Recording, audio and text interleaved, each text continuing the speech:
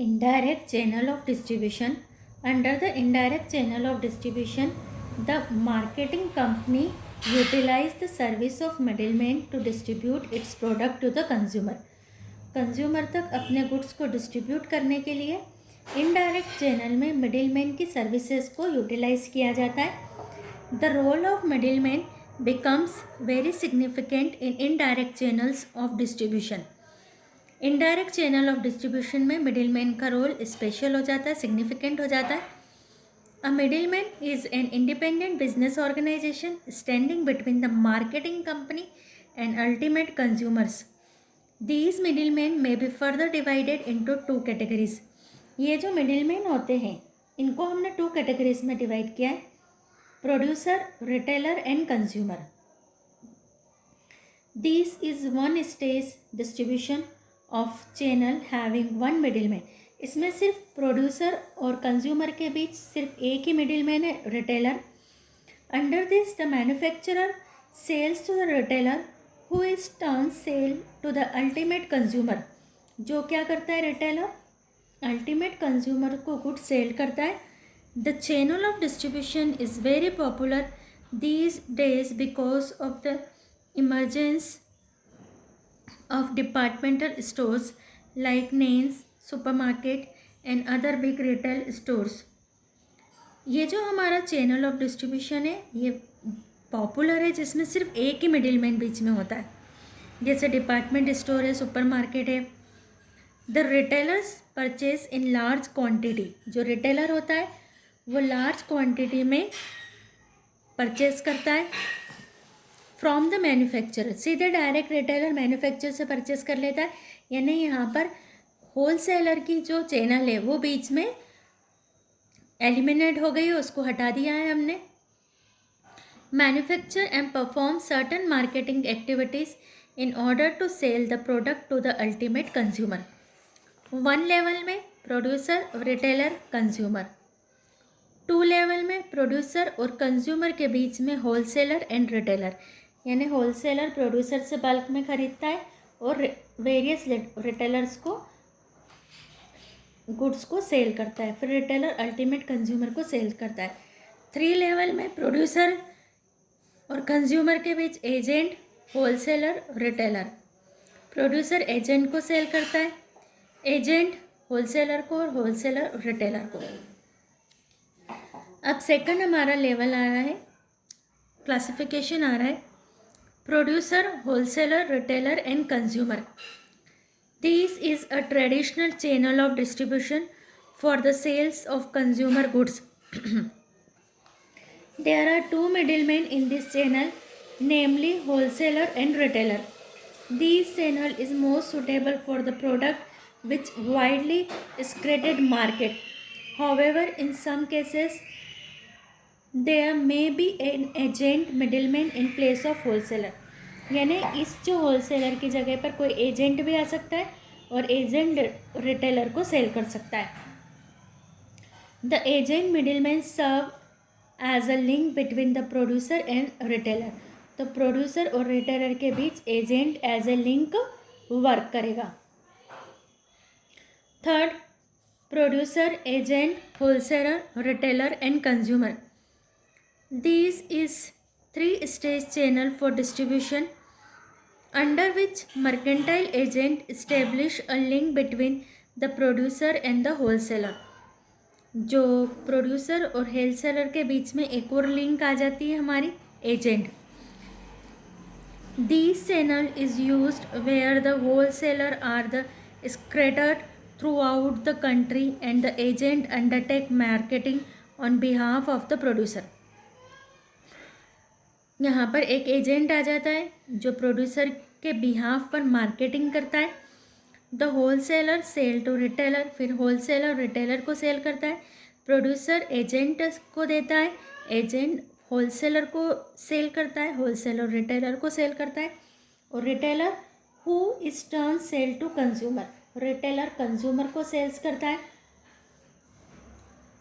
It is also possible to have a channel of producer, wholesaler, agent and retailer.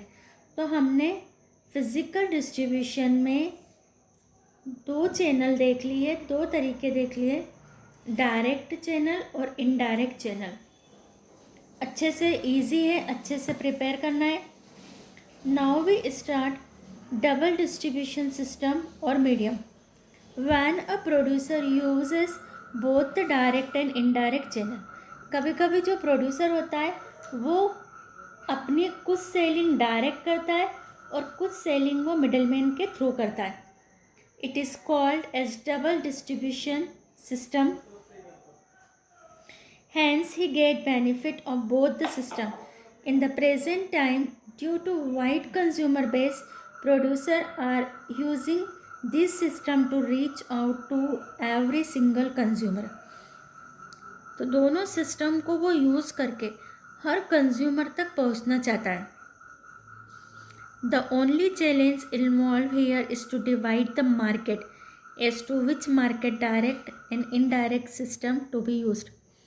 जब एक producer direct और indirect दोनों channel को use करता है तो उसके सामने एक चैलेंज होता है, एक उसको डिसीजन लेना पड़ता है कि कौन से मार्केट में या कौन से एरिया में वो डायरेक्ट सेल करे और कौन से एरिया में वो इनडायरेक्ट सेल्स करे। अभी यहाँ पर हमारा next topic, factor determining choice of channel of distribution. जब हम इनडायरेक्ट बेचें या डायरेक्ट से हम सेल करें, हमको जब चैनल चूज़ करना है तो हमको कौन कौन से फैक्टर को ध्यान में रखना चाहिए। फर्स्ट हमको अपना प्रोडक्ट देखना चाहिए, हमको अपने प्रोडक्ट का नेचर और टाइप देखना चाहिए कि हमारे प्रोडक्ट के अकॉर्डिंग हमको डायरेक्ट चैनल ज़्यादा यूज़ करता है, सूट करता है या इनडायरेक्ट चैनल ज़्यादा सूट करता है। The nature and type of the product have an important bearing on the choice of distribution channel. Product of low unit value and common uses are generally sold through middlemen like cosmetics, hosiery item, stationery. ये middleman के through cell की जाती है। On the other hand expensive consumer goods and industrial product like jewellery, machines are sold directly by the producer. The other thing to be considered are perishability, bulk, weight, standardization and technical nature. यानी हमको अपने goods का ये सारे aspect देखना पड़ते हैं। Second, marketing consideration. The factor to be considered under these head are consumer or industrial market, number of location of buyers, size and frequency of orders, buying habits etc. Market consideration भी हमारे choice of channel distribution को effect करता है। हमको देखना पड़ता है कि हमारा जो गुड्स है वो कंज्यूमर यानी कि कोई हाउस होल्ड परचेस करेगा या इंडस्ट्रियल मार्केट में होगा। नंबर और लोकेशन ऑफ बायर्स कितने हैं हमारे, उनको कहाँ कहाँ पर लोकेटेड है, size and frequency of order and buying habits, जो हमारे कंज्यूमर है उनके बाइंग हैबिट्स क्या है, ये हमको देखना पड़ता है। इस एस्पेक्ट को ध्यान में रखना पड़ता है while choosing channel of distribution. Third, company consideration. The nature, size, objective of the firm plays an important part in channel decision. जो नेचर है, साइज़ है, ऑब्जेक्टिव है फर्म के, फर्म यानी जो हमारा ऑर्गेनाइजेशन है, तो हमारे ऑर्गेनाइजेशन का नेचर, साइज़ और ऑब्जेक्टिव भी एक इम्पॉर्टेंट पार्ट रोल प्ले करता है in decision of channel of distribution. Marketing standing, financial resources management, volume of production, desire for control of channel and services provided producer. हमको ये सारे aspect ध्यान में रखना पड़ते हैं। Fourth, middleman consideration.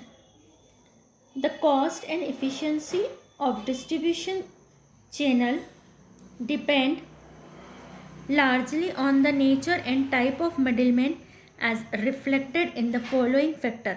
First, availability of middlemen, attitudes, services, sales potential, cost, custom, competition and legal constraint.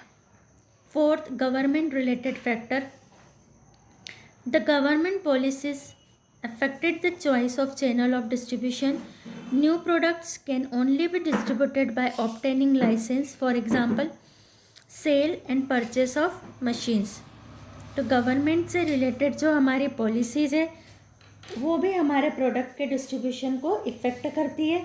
जो भी उस पर लाइसेंस लेना है, फॉर एग्ज़ाम्पल मेडिसिन है, तो मेडिसिन्स को अगर कंपनी को सेल करना है तो जिनके पास लाइसेंस है उन्हीं के थ्रू कंपनी सेल कर सकती है. Other factor like availability of medium landing of to high sales. तो that is the factor. Any 4 factor learn करना है. Now we start our 4th element, promotion. अब हम अपना 4th एलिमेंट स्टार्ट कर रहे हैं. प्रमोशन हम जानते हैं कि अपने गुड्स की, अपनी सर्विसेज की अपनी मार्केटिंग करना, उसको प्रमोट करना, उसका प्रचार प्रसार करना. Promotion is one of the important part of marketing use by marketer to increase the sale of goods and services. Promotion refer to providing necessary information about the goods and services to its potential buyers to encourage them to buy the same. Various medium of communication are used for promotion. Promotion हमारा marketing का एक important part होता है जिससे कि marketer अपनी goods और services की सेल्स को इंक्रीज़ करता है. प्रमोशन क्या रेफ़र करता है? Providing necessary information about the goods and services. Goods और सर्विसेज से रिलेटेड इन्फॉर्मेशन को पहुंचाना पोटेंशियल बायर्स को और उनको इनकरेज करना कि वो गुड्स को ख़रीदें. इसके वेरियस मीडियम होते हैं, बहुत सारे तरीके होते हैं जिससे गुड्स का प्रमोशन किया जाता है. Objectives of promotion. First, to provide basic information about the product to the prospective buyers. जो हमारे प्रोस्पेक्टिव बायर्स है, जो हमारे गुड्स को ख़रीदेंगे, उनको गुड्स और सर्विसेज की इंफॉर्मेशन प्रोवाइड करना. To encourage the prospective buyers to purchase the product. Product को ख़रीदने के लिए प्रोस्पेक्टिव बायर्स को इनकरेज करना is the objective of promotion. Now the promotion mix and its factor. Promotion mix include all the tools of communication use to promote the goods and services. हम promotion mix में वो सारे tools, सारी methods use करते हैं जिससे कि हम गुड्स और सर्विसेज को प्रमोट करते हैं. 4 techniques are use by firm for promotion. They are sales promotion, advertising, publicity and personal selling.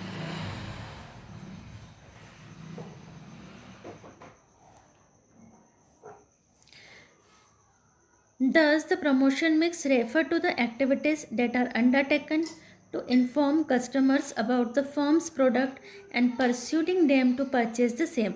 उनको इन्फॉर्म करना कस्टमर को और उनको परस्यूडिंग यानी उनको इनकरेज करना खरीदने के लिए.